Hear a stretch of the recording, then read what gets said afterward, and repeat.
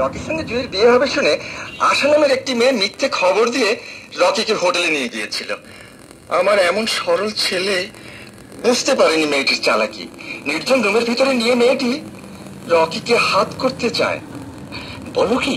হ্যাঁ দাদু। আশা হঠাৎ আমাকে জড়িয়ে ধরে বলে কিছুতেই জুঁইকে বিয়ে করতে পারবে না, জুঁই নষ্ট, জুঁই খারাপ, কত কি। আমি বেরিয়ে আসতে চাই।